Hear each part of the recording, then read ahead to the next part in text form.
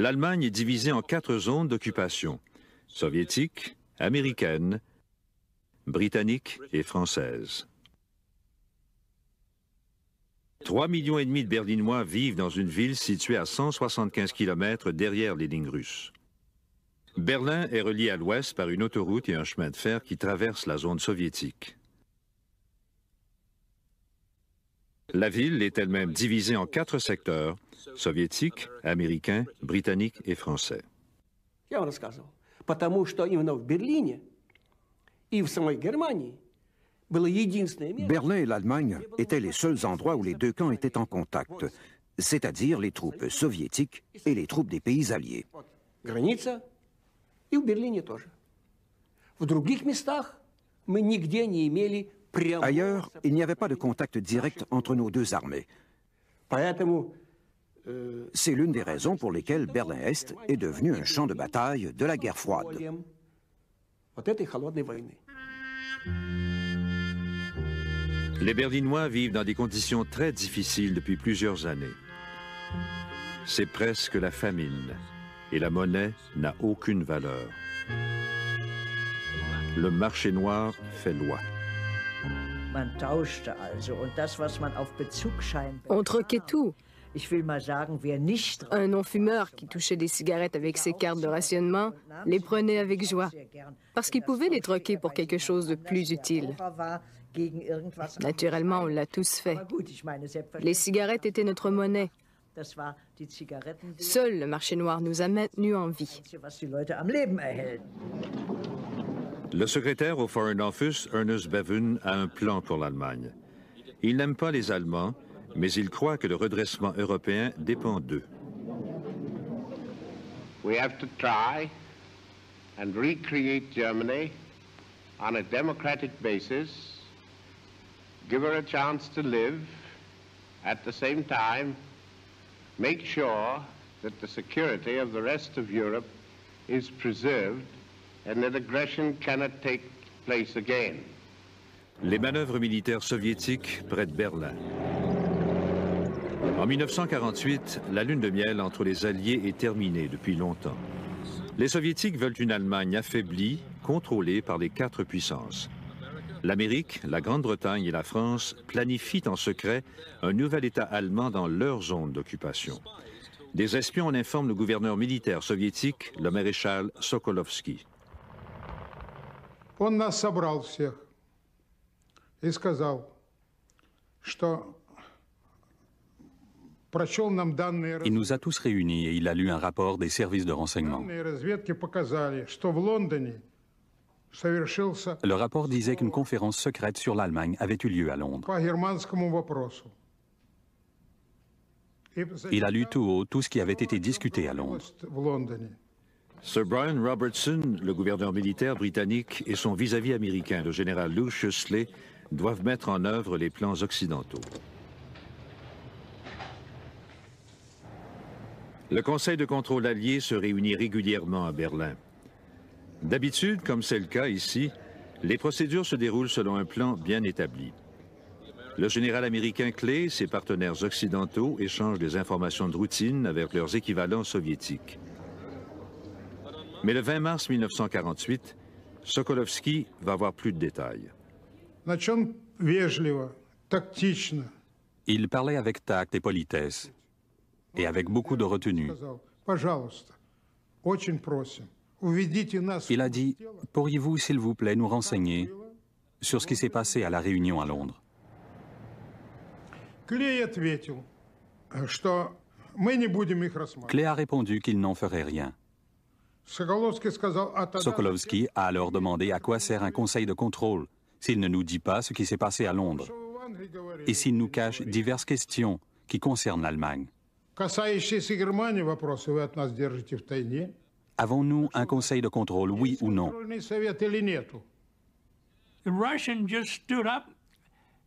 Le Russe s'est levé et il était entouré à gauche et à droite par 5 ou 6 d'entre eux. Et ils sont sortis. C'était exceptionnel parce que lorsqu'on mettait fin à la réunion, c'était toujours fait d'une manière professionnelle. Le général a dit à tout le monde de ne pas bouger parce que la réunion n'était pas terminée.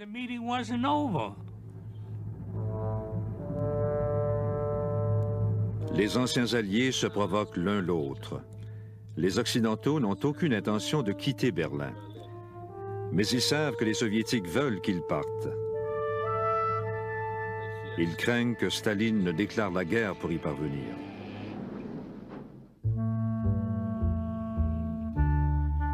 Les alliés occidentaux planifient une réforme monétaire dans leur zone. La dévaluation de l'ancienne monnaie va éliminer les profiteurs du marché noir et rattacher les Allemands à l'Ouest. Les Russes n'en sont pas prévenus.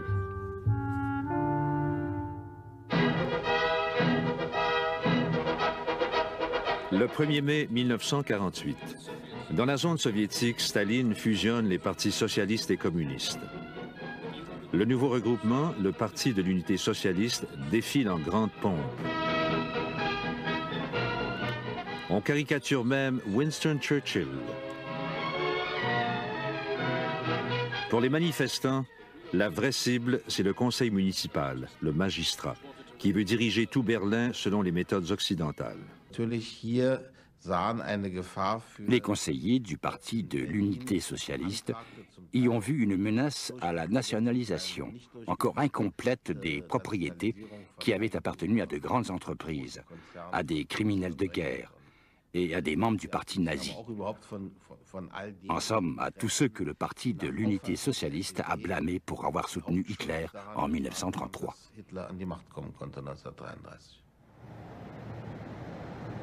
La confrontation est inévitable entre le Parti d'Unité socialiste et ses adversaires favorables à l'Occident, dirigé par Ernst Reuter, dont la famille a déjà été forcée de fuir l'Allemagne d'Hitler.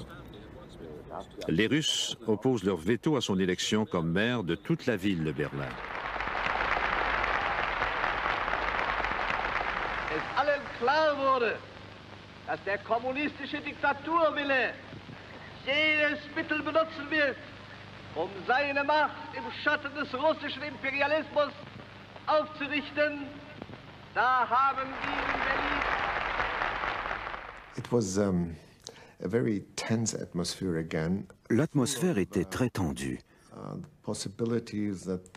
Il était fort possible que les Russes tentent de renforcer leur pouvoir dans cette partie du pays, dans la ville de Berlin, bien sûr, et ma famille allait peut-être devoir encore fuir la dictature. Les Allemands de l'Ouest font la queue pour leur nouvelle monnaie, le Deutschmark. Chaque personne peut échanger 40 marks, et seulement 40 marks. Tout le reste de l'ancienne monnaie n'a plus aucune valeur. Les Soviétiques ripostent en émettant leur propre monnaie, laquelle, insiste-t-il, aura cours dans tout Berlin.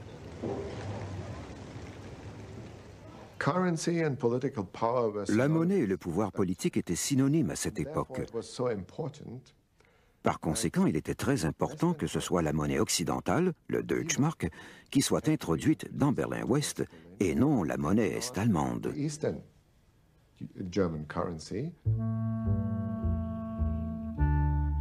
Ernst Reuter persuade le général Klee et les alliés occidentaux d'émettre le Deutschmark à Berlin-Ouest. Le nouveau marque frappé de la lettre B pour Berlin est émis dans les secteurs occidentaux le 23 juin. Il y a maintenant 2 monnaies dans la ville. Les Berlinois constatent que les Deutschmarks occidentaux ont plus de valeur.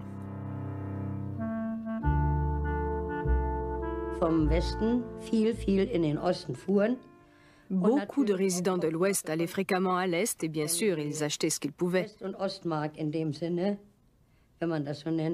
Les marques de l'Est et les marques de l'Ouest, si on peut les appeler ainsi, étaient habituellement échangées à 1 pour 7 ou 1 pour 5, c'est-à-dire qu'on obtenait 7 ou 5 marques de l'Allemagne de l'Est pour 1 marque de l'Ouest. Et comme on l'a découvert plus tard, tout a été vendu, du moins dans la région de Berlin. L'introduction de la nouvelle monnaie occidentale à Berlin provoque la fureur des Soviétiques qui se demandent comment ils vont réagir. Sokolovski a pris le téléphone spécial et il a appelé Molotov. Il a dit « Nous discutons de ce sujet. Qu'allons-nous faire ?» Nous avons tous compris la gravité de la situation. Molotov a répondu, « Vous ne prévoyez pas envoyer les chars d'assaut dans les rues, n'est-ce pas ?»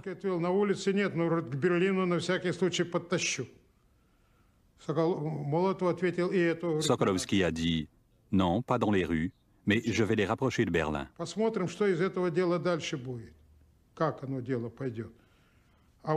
Non, ne faites pas ça, a répondu Molotov.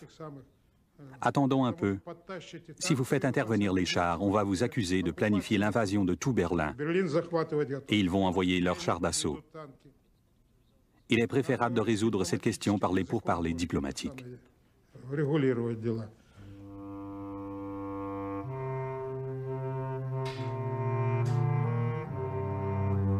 Les Soviétiques bloquent toutes les routes principales, les voies de chemin de fer et les canaux qui relient Berlin-Ouest à l'Allemagne de l'Ouest.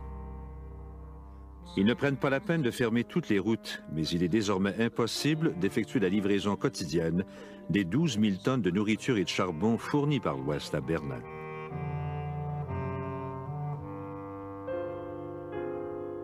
Les Soviétiques coupent l'alimentation en électricité des usines et des bureaux.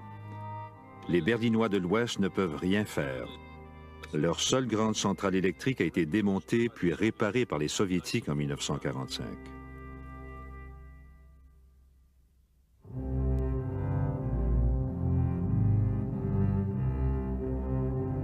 Les Alliés occidentaux répliquent et imposent à leur tour un blocus à la zone soviétique.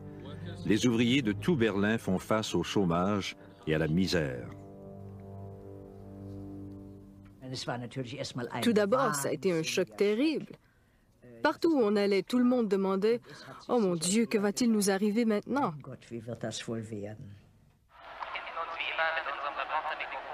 L'objectif de Staline est clair. Contraindre les Alliés occidentaux à changer leur politique ou à quitter Berlin. En 1945, les Alliés occidentaux avaient signé un accord avec les Soviétiques.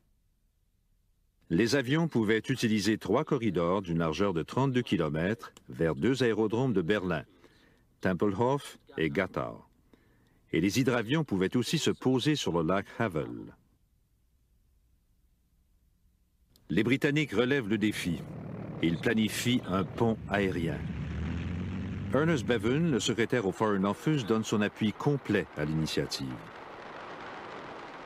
The physical suffering of 2.5 million people in Berlin to try and influence the Allies, the Western powers, in their treatment of the Germans, and to try to force us out is one which we are unable to accept. Le général Clay, le commandant américain, ne croit pas au succès d'un pont aérien. Il veut sonder la détermination des Soviétiques en envoyant un convoi armé à travers le blocus. Il consent à contre-cœur de donner suite à l'idée du pont aérien avec Ernst Reuter. Clay avait dit que cela signifierait des privations extrêmes et que nous pourrions leur livrer très peu de choses au début. Et il a demandé à Reuter de but en blanc, « Croyez-vous que les Berlinois pourront l'accepter ?» Reuter a répondu calmement, « Occupez-vous du pont aérien, je me charge des Berlinois. » Et Clay a dit que ça lui convenait.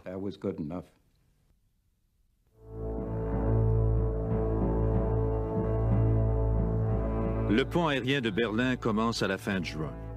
Les Américains l'appellent Opération Victuals ou Victuailles, les Britanniques Plain Fare. Le pont aérien doit acheminer 2000 tonnes de marchandises par jour. Sinon, les Berlinois de l'Ouest ne peuvent survivre.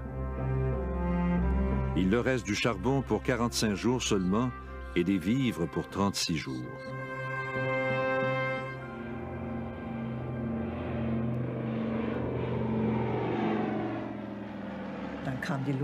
Quand le pont aérien a commencé, il a été accueilli avec un enthousiasme incroyable. Les gens lui faisaient tellement confiance. C'était vraiment remarquable.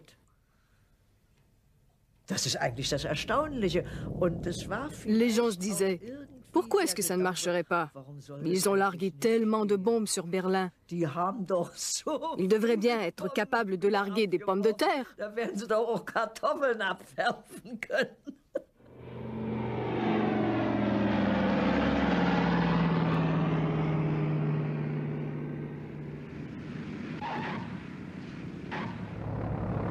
Des milliers de Berlinois trouvent un emploi, un repas chaud quotidien en travaillant pour le pont aérien. Les plus gros avions transportent 9 tonnes de marchandises. Nous pouvions décharger l'avion en 7 minutes environ. C'était 9 petites tonnes de charbon.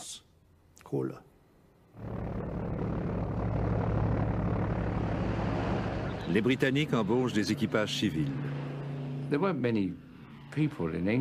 Il n'y avait pas beaucoup de gens en Angleterre qui possédaient des avions. J'ai eu beaucoup de chance car j'étais propriétaire de 12 bombardiers Halifax transformés. Le gouvernement m'a contacté pour me demander peut-on faire quoi que ce soit de ces avions. J'ai répondu bien sûr. Mais souvenez-vous, nous pensions tous que le pont aérien de Berlin n'allait durer que 2 ou 3 semaines, sinon la guerre aurait éclaté. L'Amérique montre les enjeux en envoyant en Angleterre des bombardiers B-29 capables de transporter des bombes atomiques. L'événement fait la manchette. Ces hommes auront la tâche stressante de franchir les obstacles de la météo et l'obstruction des rouges.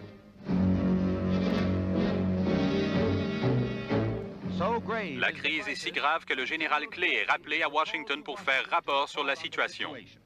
Il est accueilli par le secrétaire des armées, Kenneth Royal, puis par le chef d'état-major, Omar Bradley. Il porte sur ses épaules la responsabilité d'une guerre possible. Et le commandant en chef à la Maison-Blanche attend son évaluation de la situation la plus explosive jamais vue dans la lutte entre l'Est et l'Ouest. Le général Clay demande une fois de plus qu'on lui permette de confronter les Soviétiques avec un convoi armé. Si les Soviétiques s'écartaient pour laisser passer le convoi, la paix serait maintenue. S'ils choisissaient de ne pas laisser passer le convoi, alors ce serait la guerre. C'était aussi simple que ça. Et ce que le président Truman ne voulait surtout pas, c'était de voir notre pays s'engager dans une autre grande guerre. Nous venions juste d'en terminer une. Et il n'y a donc pas eu de convoi armé, mais de plus en plus d'avions pour le pont aérien. À Washington, on m'a assuré la participation de C-54 supplémentaires capables de transporter 10 tonnes pour remplacer les C-47. Cela nous permettra d'augmenter notre pont aérien à 4500 tonnes par jour. On pourra ainsi ravitailler Berlin tout le temps qu'il faudra pour trouver une solution pacifique au problème. En août, Staline assiste à un spectacle aérien près de Moscou.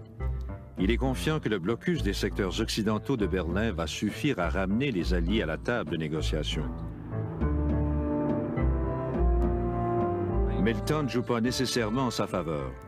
Le blocus occidental du charbon, de l'acier et des machines-outils commence à se faire sentir. Lorsque les diplomates occidentaux demandent à discuter, Staline accepte. Et Staline был, надо сказать, очень спокойно. Staline était très calme. Il fumait. Il ne marchait pas comme il le faisait habituellement.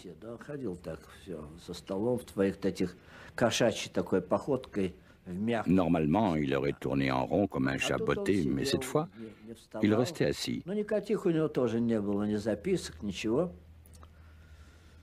Il n'avait pas de notes près de lui.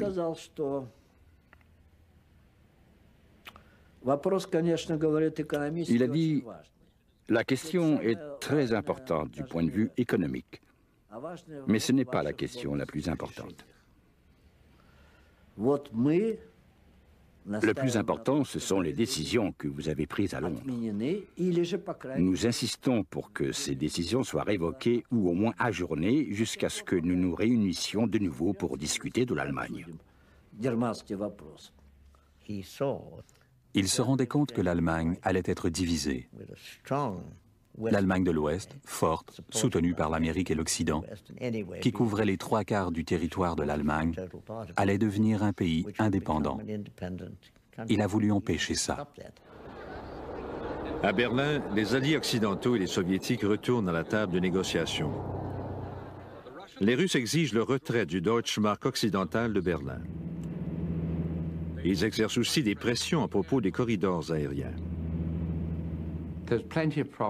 Il y a eu beaucoup de provocations.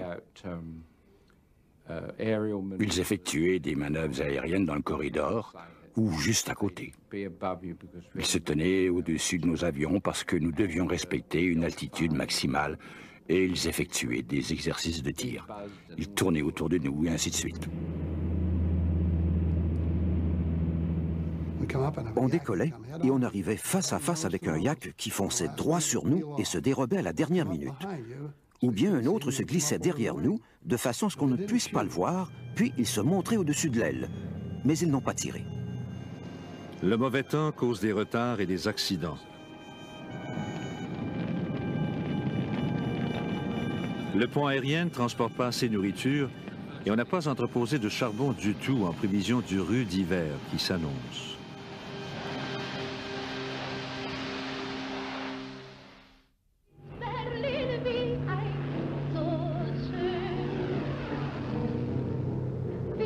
Les Berlinois savent qu'ils vivent sur la corde raide. L'alimentation en électricité ne fonctionne que 4 heures par jour.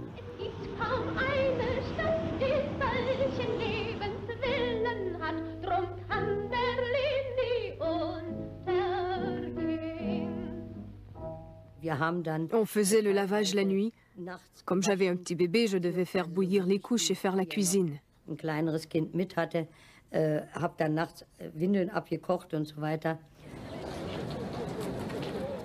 Si on n'avait pas de fer électrique, on devait aller chez une voisine pour repasser ensemble. C'est toujours pareil quand les temps sont durs. Les gens se serrent les coudes pour passer à travers toutes les épreuves. Le blocus soviétique n'empêche pas les Berlinois de l'Ouest de circuler librement à l'intérieur de la ville. Le secteur de l'Est, derrière la porte de Brandebourg, peut être très attrayant. J'ai souvent traversé à Berlin-Est. Si on voulait sortir, il fallait aller dans le secteur de l'Est. Il y avait des salles de danse, de la musique, l'éclairage électrique. Les pièces étaient chauffées et on y retrouvait les conditions de vie normales en temps de paix.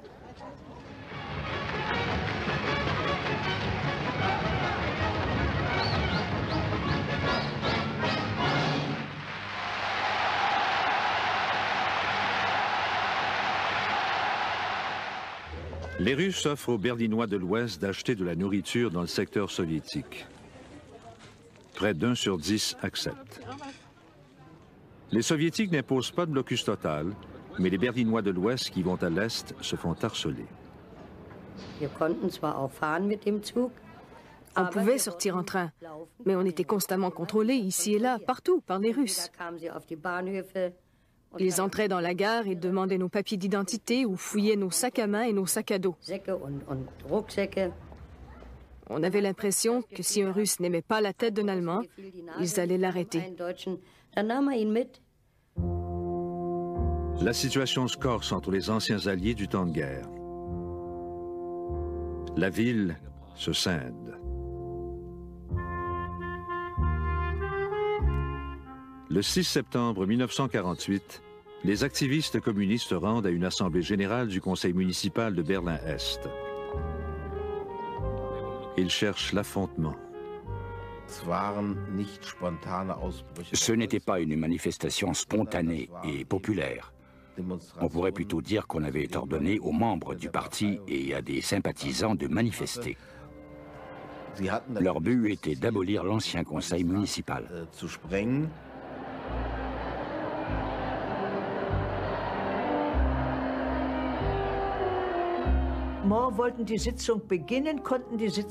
On voulait entreprendre la séance. Mais le président de la Chambre, M. Zour, n'a jamais pu y arriver parce que les bandes de communistes avaient décidé d'investir les lieux. La nouvelle s'est répandue. On s'est passé le mot. On ne pouvait pas travailler là. Certaines personnes avaient déjà été battues. Il nous a donc fallu partir. Les conseillers expulsés de l'hôtel de ville se rencontrent en sécurité à Berlin-Ouest. Ernst Reuter les accompagne et il invite tous les Berlinois à se rassembler au Reichstag pour protester. La RIAS, la radio du secteur américain, a diffusé la nouvelle. En raison du manque d'électricité, on utilisait des véhicules équipés de haut-parleurs pour diffuser les nouvelles dans la rue plusieurs fois par jour. Nous avons demandé à un bon acteur d'enregistrer ce message. Berliner und Berlinerin, Ihr Stadt ist in Gefahr. Votre ville est en danger. Les gens sont venus, par centaines de milliers.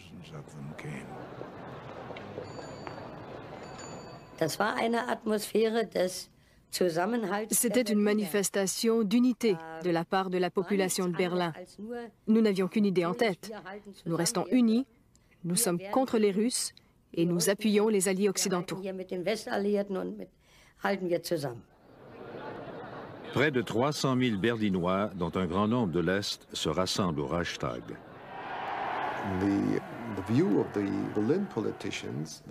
Selon les politiciens de Berlin, il était possible que les alliés occidentaux en arrivent bientôt à un compromis avec les Russes. Un compromis qui serait nuisible à l'Allemagne.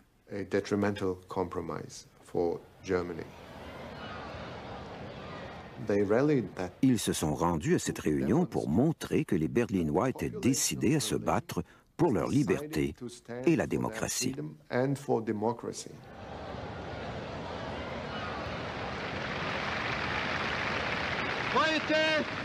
Heute ist der Tag, an dem nicht Diplomaten und Generäle reden und verhandeln. Heute ist der Tag, wo das Volk von Berlin seine Stimme erhebt. Ihr Völker in Amerika, in England, in Frankreich, in Italien, schaut auf diese Stadt und erkennt, dass ihr diese Stadt und dieses Volk nicht preisgeben dürft, nicht preisgeben könnt.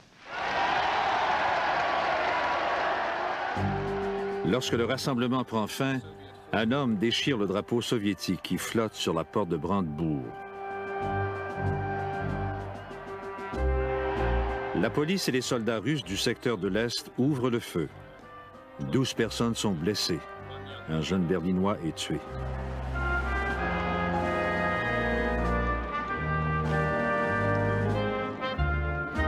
Et la journée n'est pas encore terminée. Une délégation se rend au Conseil de contrôle des Alliés que l'on soupçonne de négocier avec Staline le retrait du Deutschmark occidental de Berlin. Les Alliés comprennent le message. Le Deutschmark reste. Rhine-Main Field was busier than ever this week as airlift traffic was suddenly bolstered by fresh squadrons. Here a group of valiant young pilots talk over the day's operations. Mensch, bei dem Wetter willst du starten? Na klar, Mensch, die Berliner warten auf wir. Le blocus et le pont aérien continuent. On transportait de tout, des médicaments, des journaux, mais surtout du charbon. Et c'était d'ailleurs notre principal problème. La poussière de charbon s'infiltrait sous les planchers et les câbles de contrôle et rendait difficile le pilotage de l'avion. On volait donc avec la porte de secours arrière ouverte afin d'évacuer la poussière.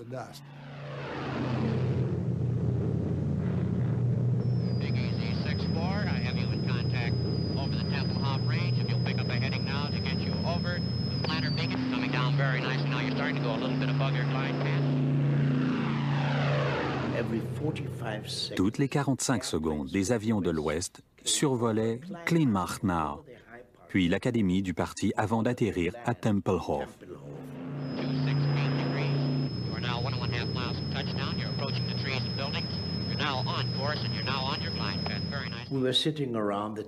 Nous étions assis là.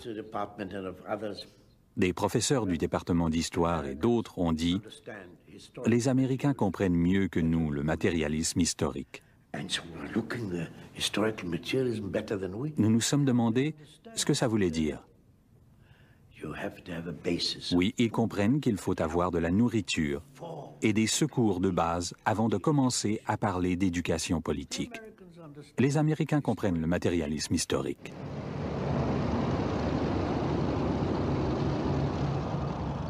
Les pilotes du pont aérien effectuent jusqu'à 3 missions par jour. Un pilote américain emporte sa propre caméra 8 mm. Je suis retourné à Berlin pour prendre ces images de ce côté-ci des barbelés. Des enfants sont venus de l'autre côté des barbelés et m'ont vu en uniforme. Ils se sont rapprochés et ont commencé à me parler. « Combien avez-vous de sacs de farine? Combien y en aura-t-il demain? » Ils ont changé de sujet très rapidement pour discuter de liberté. Ils ont dit, « Écoutez, un jour nous aurons assez à manger. Donnez-nous seulement un peu de liberté. Ne nous abandonnez pas quand ça ira mal. Nous en aurons assez, mais si nous perdons notre liberté, nous pourrions ne jamais la retrouver. » Et ces enfants étaient âgés de seulement 8 à 14 ans. Ils m'ont épaté par leur maturité et leur compréhension de ce qui était important.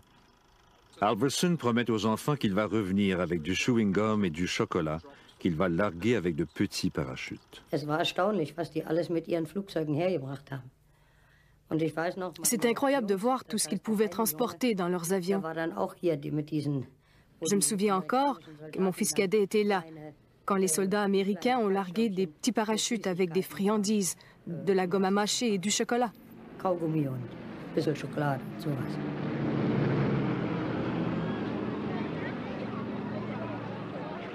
La nouvelle de l'exploit de Halverson, le bombardier de friandises, se répand rapidement.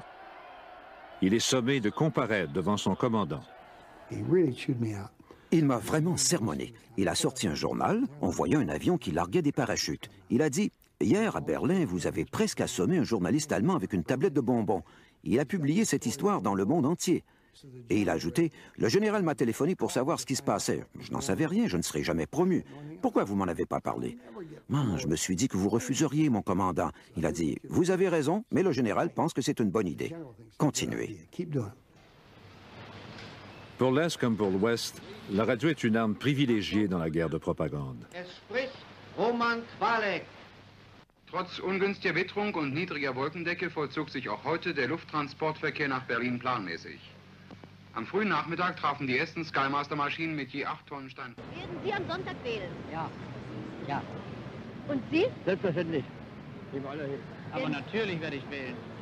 Darf ich Sie auch noch schnell fragen, ob Sie am Sonntag wählen? Aber selbstverständlich werden wir wählen.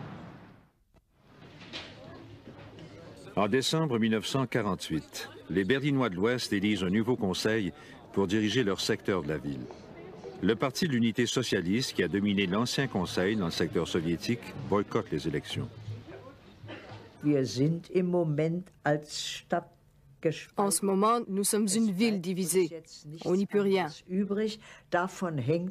Notre survie dépend maintenant du développement de liens extrêmement forts avec l'Allemagne de l'Ouest. Ernst Reuter est le nouveau maire et Louise Schröder, son assistante, mais seulement dans la moitié de Berlin.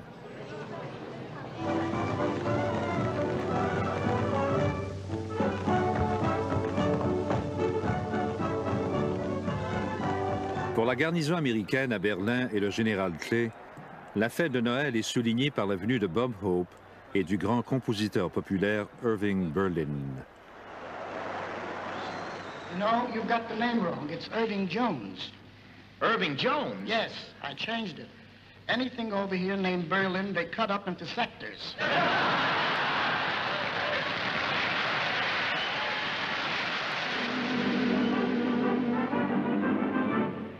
Not long ago, a group we called the Air Corps helped win the war and took a bow. Not long ago, we cheered the fighting Air Corps. Let's see what's happened to them now. Operation Biddles is in the way, and rolling wheat and hay, and everything's okay. Operation Biddles, as in the night we go, we won't forget to blow against the one. L'opération Victoire, le nom de code américain pour le pont aérien, fonctionne enfin grâce à un hiver exceptionnellement doux. Le dimanche de Pâques 1949, on transporte 13 000 tonnes en 24 heures, un record. Le pari est gagné. On peut ravitailler indéfiniment Berlin par avion.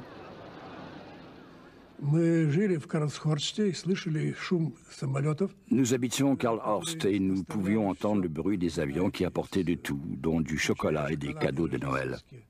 Nous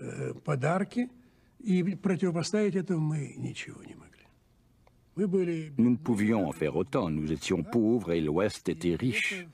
Et bien sûr, ce blocus idiot était voué à l'échec.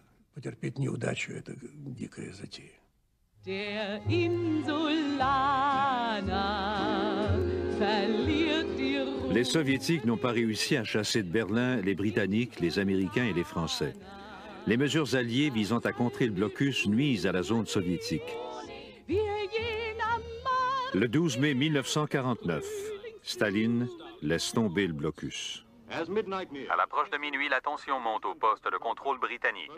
Habitués à la vieille coutume des Russes de changer d'idée quand ça fait leur affaire, les fantassins chevronnés sont un peu déroutés par cette nouvelle atmosphère de coopération. Sur le coup de minuit, la barrière se lève et une Jeep britannique ouvre la voie dans Berlin.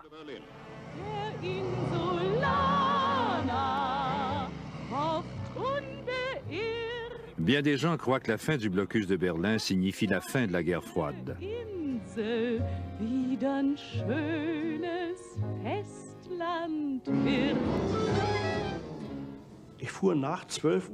Je suis rentré chez moi après minuit en empruntant l'autoroute de Herzkreuz à Neukölln. Quand nous avons traversé la frontière entre les deux secteurs, tout était illuminé. C'était comme dans un rêve. Une joie immense, rien d'autre. Nous avions réussi. Ça fonctionne avec l'Ouest. C'était tellement important. L'Ouest avait gagné.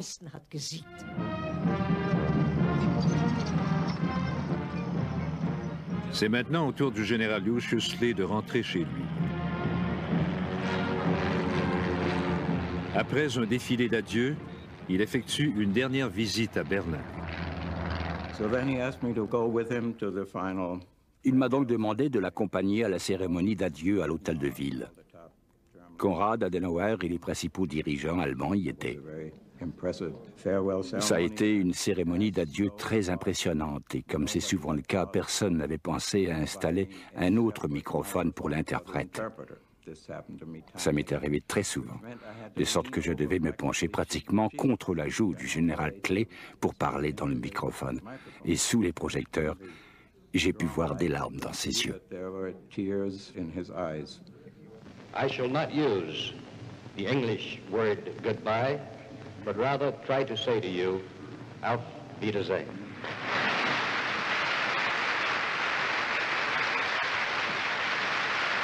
Le jour même où le général Clay prononce les mots Auf Wiedersehen, le chef de la future République de l'Allemagne de l'Ouest, Konrad Adenauer, s'adresse aux Berlinois. Und erfüllt von tiefer Dankbarkeit für euren Kampf, für euer Leid, für eure Geduld, die jetzt zum Siege geführt hat. The Cold War period in Berlin was really the... La période de la guerre froide à Berlin a vraiment été au cœur, à l'origine de la démocratie d'après-guerre en Allemagne. On sentait de plus en plus qu'après tout, on pouvait persuader les Allemands d'adopter la démocratie et de faire partie du monde occidental. Сам этот берлинский кризис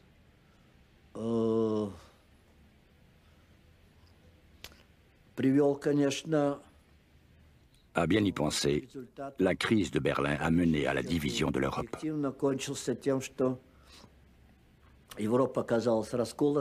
Le gouvernement de l'Allemagne de l'Ouest a été créé et 2 semaines plus tard, de notre côté, la République démocratique allemande a vu le jour. Cette division s'est étendue à toute l'Allemagne. En avril 1949, le rêve du secrétaire au Foreign Office Ernest Bevin d'une alliance stratégique entre l'Europe de l'Ouest et l'Amérique du Nord se concrétise avec la signature du traité de l'Atlantique Nord, l'OTAN. La principale réussite du pont aérien de Berlin, c'est d'abord d'avoir persuadé bien des gens effrayés dans toute l'Europe qu'ils devaient se joindre à l'Alliance Atlantique. Cette idée procure un sentiment généralisé de sécurité, malgré la présence des forces russes beaucoup plus importantes juste à nos portes.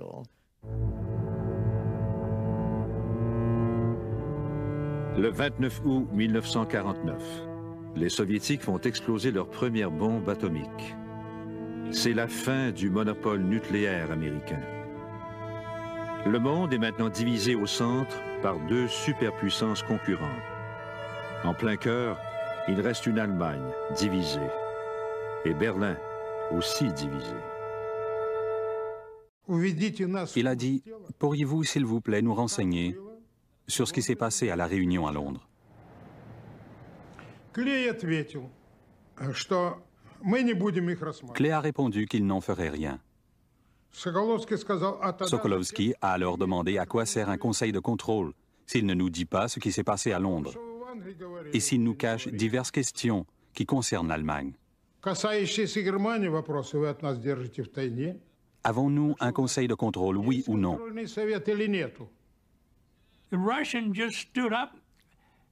Le Russe s'est levé et il était entouré à gauche et à droite par 5 ou 6 d'entre eux. Et ils sont sortis. C'était exceptionnel parce que lorsqu'on mettait fin à la réunion, c'était toujours fait d'une manière professionnelle. Le général a dit à tout le monde de ne pas bouger parce que la réunion n'était pas terminée.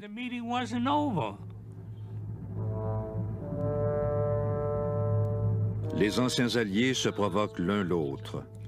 Les Occidentaux n'ont aucune intention de quitter Berlin. Mais ils savent que les Soviétiques veulent qu'ils partent. Ils craignent que Staline ne déclare la guerre pour y parvenir.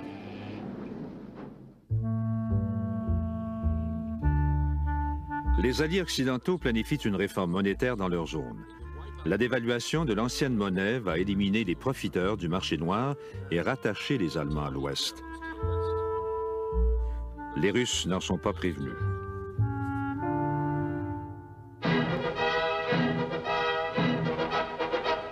Le 1er mai 1948, dans la zone soviétique, Staline fusionne les partis socialistes et communistes. Le nouveau regroupement, le Parti de l'Unité socialiste, défile en grande pompe. On caricature même Winston Churchill. Pour les manifestants, la vraie cible, c'est le conseil municipal, le magistrat, qui veut diriger tout Berlin selon les méthodes occidentales. Les conseillers du Parti de l'Unité socialiste y ont vu une menace à la nationalisation, encore incomplète, des propriétés qui avaient appartenu à de grandes entreprises, à des criminels de guerre et à des membres du parti nazi. En somme, à tous ceux que le Parti de l'Unité socialiste a blâmés pour avoir soutenu Hitler en 1933.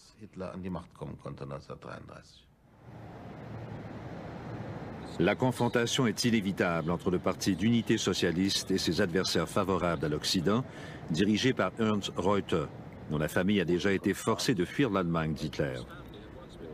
Les Russes opposent leur veto à son élection comme maire de toute la ville de Berlin.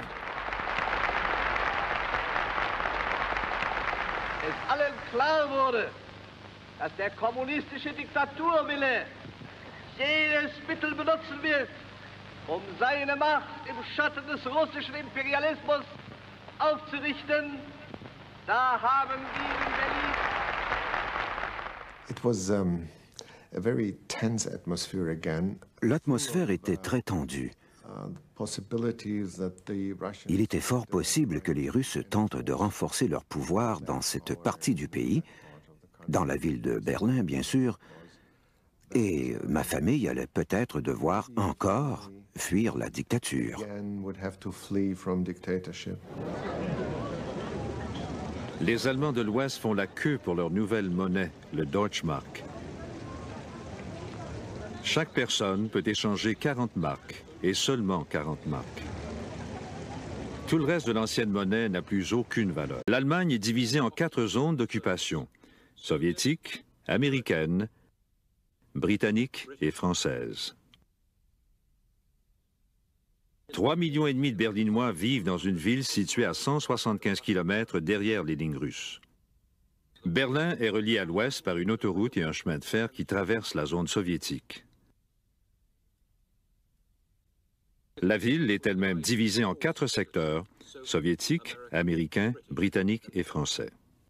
Я вам рассказывал. Потому что именно в Берлине и в самой Германии было единственное место. Berlin et l'Allemagne étaient les seuls endroits où les deux camps étaient en contact. c'est-à-dire les troupes soviétiques et les troupes des pays alliés. Граница и в Берлине тоже. В других местах мы нигде не имели прямого. Ailleurs, il n'y avait pas de contact direct entre nos deux armées. Поэтому C'est l'une des raisons pour lesquelles Berlin-Est est devenu un champ de bataille de la guerre froide. вот этой холодной войны. Les Berlinois vivent dans des conditions très difficiles depuis plusieurs années. C'est presque la famine et la monnaie n'a aucune valeur. Le marché noir fait loi. On troquait tout. Un non-fumeur qui touchait des cigarettes avec ses cartes de rationnement les prenait avec joie, parce qu'il pouvait les troquer pour quelque chose de plus utile. Naturellement, on l'a tous fait. Les cigarettes étaient notre monnaie. Seul le marché noir nous a maintenus en vie. Le secrétaire au Foreign Office, Ernest Bevin, a un plan pour l'Allemagne. Il n'aime pas les Allemands, mais il croit que le redressement européen dépend d'eux. We have to try and recreate Germany on a democratic basis, give her a chance to live, at the same time, make sure that the security of the rest of Europe is preserved and that aggression cannot take place again. Les manœuvres militaires soviétiques près de Berlin. En 1948, la lune de miel entre les Alliés est terminée depuis longtemps. Les Soviétiques veulent une Allemagne affaiblie, contrôlée par les 4 puissances. L'Amérique, la Grande-Bretagne et la France planifient en secret un nouvel État allemand dans leur zone d'occupation. Des espions en informent le gouverneur militaire soviétique, le maréchal Sokolovski. Он нас собрал всех и сказал, что прочел нам данные Il nous a tous réunis et il a lu un rapport des services de renseignement. разведки показали, что в Лондоне совершился Le rapport disait qu'une conférence secrète sur l'Allemagne avait eu lieu à Londres. по германскому вопросу. Il a lu tout haut tout ce qui avait été discuté à Londres. В Лондоне. Sir Brian Robertson, le gouverneur militaire britannique, et son vis-à-vis américain, le général Lucius Leigh, doivent mettre en œuvre les plans occidentaux. Le Conseil de contrôle allié se réunit régulièrement à Berlin. D'habitude, comme c'est le cas ici, les procédures se déroulent selon un plan bien établi. Le général américain Clay et ses partenaires occidentaux échangent des informations de routine avec leurs équivalents soviétiques. Mais le 20 mars 1948, Sokolovski va avoir plus de détails. Il parlait avec tact et politesse, et avec beaucoup de retenue.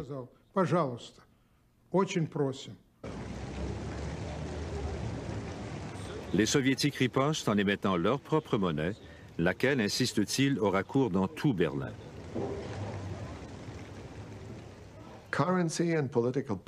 La monnaie et le pouvoir politique étaient synonymes à cette époque. Par conséquent, il était très important que ce soit la monnaie occidentale, le Deutschmark, qui soit introduite dans Berlin-Ouest et non la monnaie est-allemande.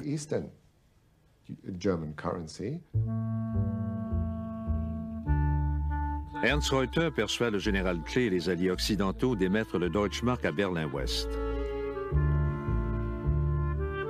Le nouveau marque frappé de la lettre B pour Berlin est émis dans les secteurs occidentaux le 23 juin. Il y a maintenant 2 monnaies dans la ville. Les Berlinois constatent que les Deutschmarks occidentaux ont plus de valeur.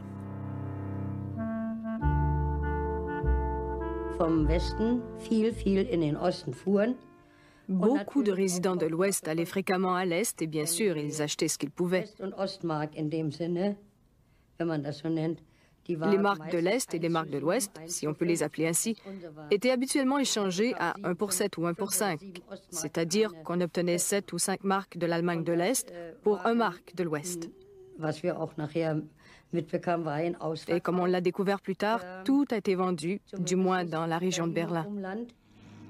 L'introduction de la nouvelle monnaie occidentale à Berlin provoque la fureur des Soviétiques qui se demandent comment ils vont réagir. Sokolovski a pris le téléphone spécial et il a appelé Molotov. Il a dit « Nous discutons de ce sujet.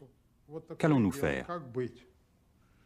Nous avons tous compris la gravité de la situation. Molotov a répondu « Vous ne prévoyez pas envoyer les chars d'assaut dans les rues, n'est-ce pas ?»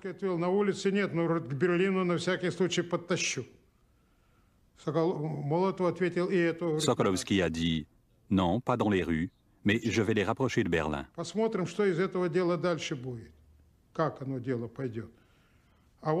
Non, ne faites pas ça, a répondu Molotov.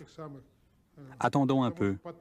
Si vous faites intervenir les chars, on va vous accuser de planifier l'invasion de tout Berlin. Et ils vont envoyer leurs chars d'assaut.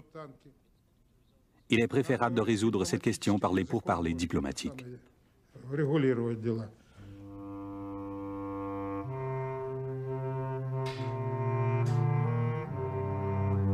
Les Soviétiques bloquent toutes les routes principales, les voies de chemin de fer et les canaux qui relient Berlin-Ouest à l'Allemagne de l'Ouest. Ils ne prennent pas la peine de fermer toutes les routes, mais il est désormais impossible d'effectuer la livraison quotidienne des 12 000 tonnes de nourriture et de charbon fournies par l'Ouest à Berlin.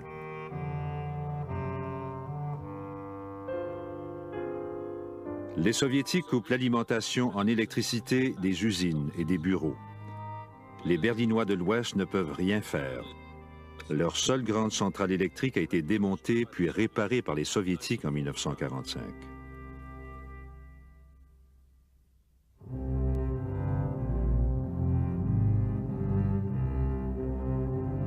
Les Alliés occidentaux répliquent et imposent à leur tour un blocus à la zone soviétique. Les ouvriers de tout Berlin font face au chômage et à la misère.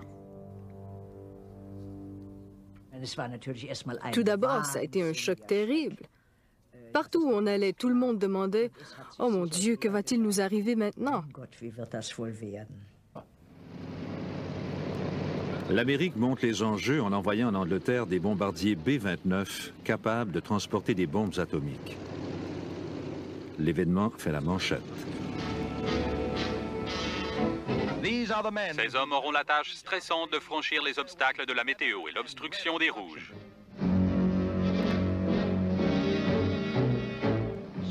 La crise est si grave que le général Clay est rappelé à Washington pour faire rapport sur la situation. Il est accueilli par le secrétaire des armées, Kenneth Royal, puis par le chef d'état-major, Omar Bradley. Il porte sur ses épaules la responsabilité d'une guerre possible. Et le commandant en chef à la Maison-Blanche attend son évaluation de la situation la plus explosive jamais vue dans la lutte entre l'Est et l'Ouest. Le général Clay demande une fois de plus qu'on lui permette de confronter les Soviétiques avec un convoi armé. Si les Soviétiques s'écartaient pour laisser passer le convoi, la paix serait maintenue. S'ils choisissaient de ne pas laisser passer le convoi, alors ce serait la guerre. C'était aussi simple que ça. Et ce que le président Truman ne voulait surtout pas, c'était de voir notre pays s'engager dans une autre grande guerre. Nous venions juste d'en terminer une. Il n'y a donc pas eu de convoi armé, mais de plus en plus d'avions pour le pont aérien. À Washington, on m'a assuré la participation de C-54 supplémentaires capables de transporter 10 tonnes pour remplacer les C-47. Cela nous permettra d'augmenter notre pont aérien à 4500 tonnes par jour. On pourra ainsi ravitailler Berlin tout le temps qu'il faudra pour trouver une solution pacifique au problème. En août, Staline assiste à un spectacle aérien près de Moscou. Il est confiant que le blocus des secteurs occidentaux de Berlin va suffire à ramener les Alliés à la table de négociation. Mais le temps ne joue pas nécessairement en sa faveur. Le blocus occidental du charbon, de l'acier et des machines-outils commence à se faire sentir. Lorsque les diplomates occidentaux demandent à discuter, Staline accepte.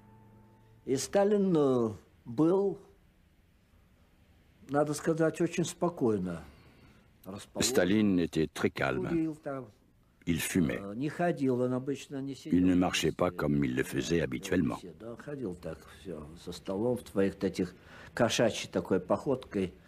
Normalement, il aurait tourné en rond comme un chat botté, mais cette fois, il restait assis. Il n'avait pas de notes près de lui.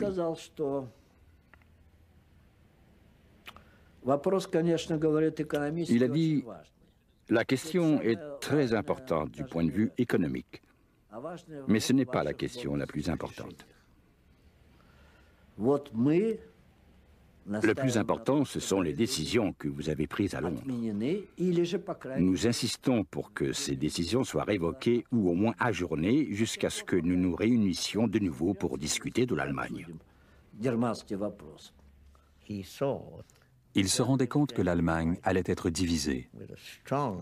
L'Allemagne de l'Ouest, forte, soutenue par l'Amérique et l'Occident, qui couvrait les 3/4 du territoire de l'Allemagne, allait devenir un pays indépendant. Il a voulu empêcher ça. À Berlin, les alliés occidentaux et les soviétiques retournent à la table de négociation. Les Russes exigent le retrait du Deutsche. L'objectif de Staline est clair: contraindre les alliés occidentaux à changer leur politique ou à quitter Berlin. En 1945, les alliés occidentaux avaient signé un accord avec les soviétiques. Les avions pouvaient utiliser 3 corridors d'une largeur de 32 km vers 2 aérodromes de Berlin, Tempelhof et Gotthard. Et les hydravions pouvaient aussi se poser sur le lac Havel. Les Britanniques relèvent le défi. Ils planifient un pont aérien. Ernest Bevin, le secrétaire au Foreign Office, donne son appui complet à l'initiative. The physical suffering of 2.5 million people in Berlin to try and influence the Allies, the Western powers, in their treatment of the Germans, and to try to force us out is one which we are unable to accept. Le général Clay, le commandant américain, ne croit pas au succès d'un pont aérien. Il veut sonder la détermination des Soviétiques en envoyant un convoi armé à travers le blocus. Il consent à contre-cœur de donner suite à l'idée du pont aérien avec Ernst Reuter. Clay avait dit que cela signifierait des privations extrêmes et que nous pourrions leur livrer très peu de choses au début. Et il a demandé à Reuter de but en blanc, « Croyez-vous que les Berlinois pourront l'accepter ?» Reuter a répondu calmement, « Occupez-vous du pont aérien, je me charge des Berlinois. » Et Clay a dit que ça lui convenait.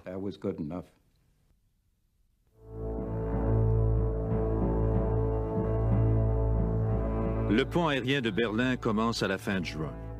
Les Américains l'appellent Opération Victuals ou Victuailles, les Britanniques Plain Fare. Le pont aérien doit acheminer 2000 tonnes de marchandises par jour. Sinon, les Berlinois de l'Ouest ne peuvent survivre. Il leur reste du charbon pour 45 jours seulement et des vivres pour 36 jours.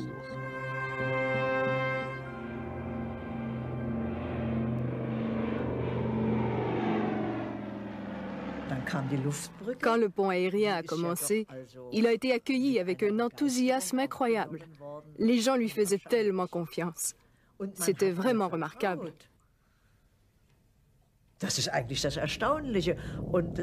Les gens se disaient, pourquoi est-ce que ça ne marcherait pas? Ils ont largué tellement de bombes sur Berlin. Ils devraient bien être capables de larguer des pommes de terre.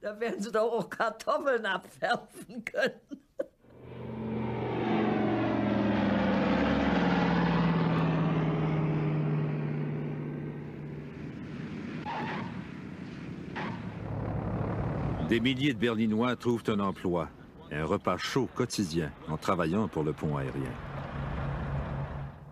Les plus gros avions transportent 9 tonnes de marchandises. Nous pouvions décharger l'avion en 7 minutes environ. C'était 9 petites tonnes de charbon.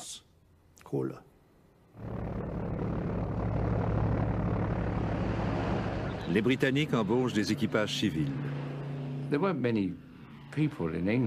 Il n'y avait pas beaucoup de gens en Angleterre qui possédaient des avions. J'ai eu beaucoup de chance car j'étais propriétaire de 12 bombardiers Halifax transformés. Le gouvernement m'a contacté pour me demander peut-on faire quoi que ce soit de ces avions. J'ai répondu bien sûr.